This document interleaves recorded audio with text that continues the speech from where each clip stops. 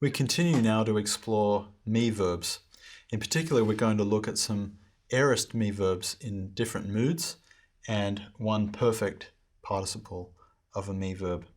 The first thing to explain when we're thinking about aorist me verbs is that they are formed very differently from other aorists that we're used to. There is no augment, as we've seen in the indicative mood for the aorist, and these aorists do not have the characteristic sigma alpha formation that we've become so used to seeing with aorists across the moods. Instead, what we need to pay attention to is that there is a fundamental difference between me verbs of the present formation and me verbs of the aorist. And the difference is in the stem. The aorist stem of me verbs will be considerably shorter than the present stem. In fact, the present stem seems to have some kind of reduplication going on. So for tithemi, for example, the present stem is tithe, whereas the aorist stem is simply the. For didomi, the present stem is dido, but the aorist stem is simply do. For histemi, the present stem is hista, but the aorist stem is sta. Now, once we understand that, these forms will make much more sense. So make sure that we're clear about that before we go further. Let's look at the aorist active subjunctive forms for these three me verbs. First, we have tho. This is actually tithemi. It doesn't look like it, does it?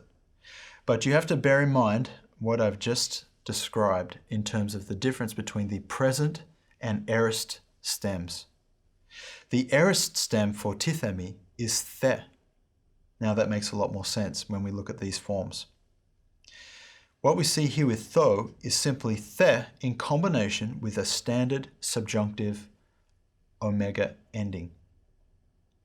At the second person singular, we have the in combination with the standard second person singular subjunctive ending. It becomes thes or this. Then the or thi, then thomen, theta, theta, or thosin. Right? Now the only way to recognize these verbs as tithemi is to understand that the aorist stem is the, not tithe. So we lose the tit out the front. Also, this learning will be greatly assisted if you master the principal parts tables for these verbs. You really do need to consult the principal parts to see how these stems are changing in different tense forms. Next we come to didomi, the aorist subjunctive of didomi. Again, this form, do, looks nothing like didomi, does it? But the di out the front has been dropped because the verbal stem is do, not dido. So we have do in combination with standard subjunctive endings. And so it's do, but this time dos, do, domen, dote, dosin.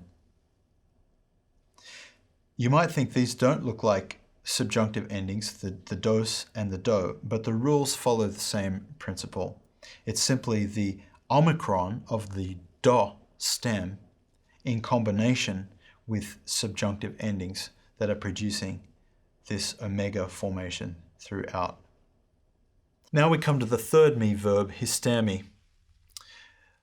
Look at the first form, sto. Again, we need to remember that the aorist stem is sta, not hista, as it is in the present. So when we take the sta, the alpha of that aorist stem combines with subjunctive endings to yield the following results. Sto, stes or stis, ster or sti, stomen, sterta or stita, and stosen. So these are the aorist active subjunctive forms. They are easy to derive if you remember your subjunctive endings, and I take it that you do at this stage, and you remember the aorist stems for these three verbs, the, do, and sta, for tithemi, didomi, and histemi.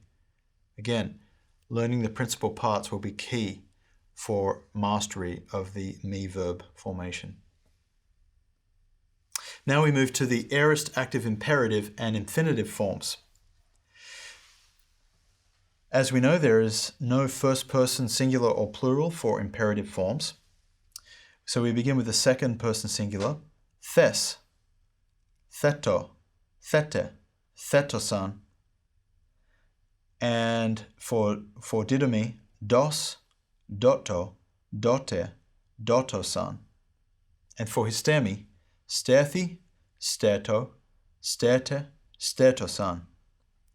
Or with a modern pronunciation, stithi, stito, stite, stitosan.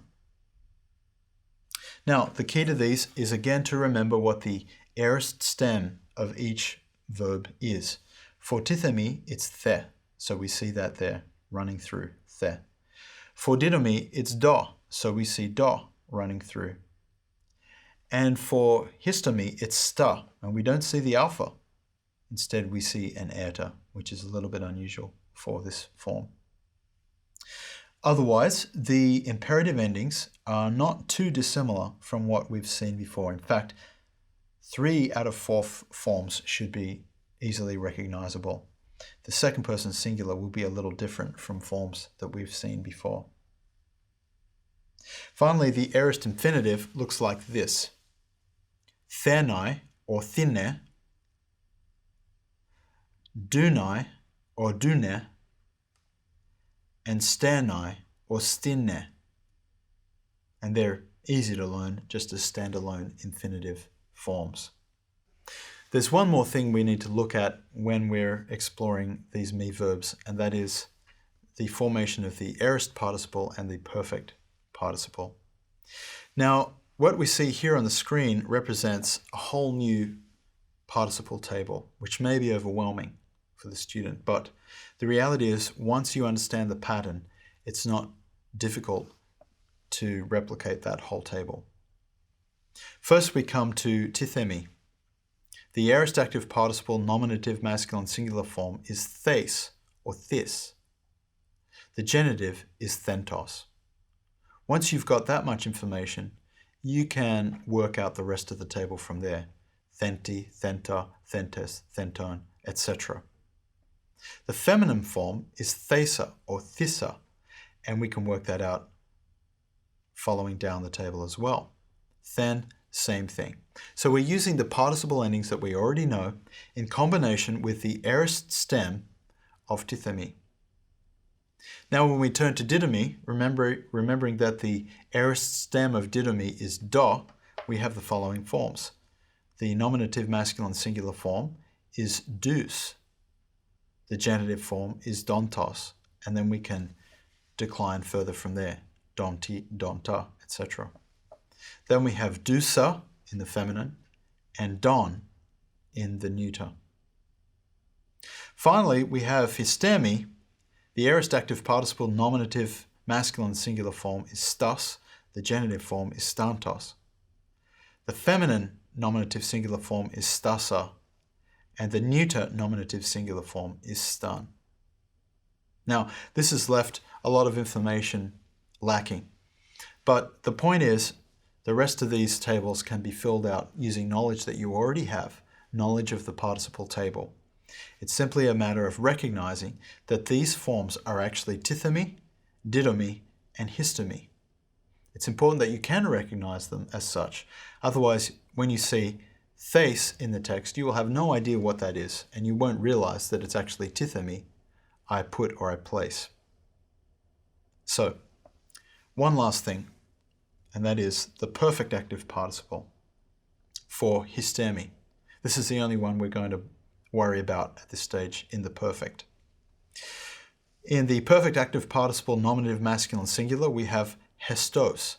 The genitive, we have hestekotes or hestikotes. For the feminine, we have stosa. For the neuter, we have hestos. Again, all of these forms are predictable using principal parts endings that you already know in combination with the perfect form of histemi in the participle, which is hest. Now I know we've covered a lot of ground. Some of it will be a little bit overwhelming and confusing with this me verb category. The main thing is to understand the basic concepts and to be able to recognize me verbs in the text. When you move into a second year of Greek, you really want to master the me verb table because they are important verbs. They occur a lot in the New Testament. For now, you want some familiarity to lay the groundwork for future learning.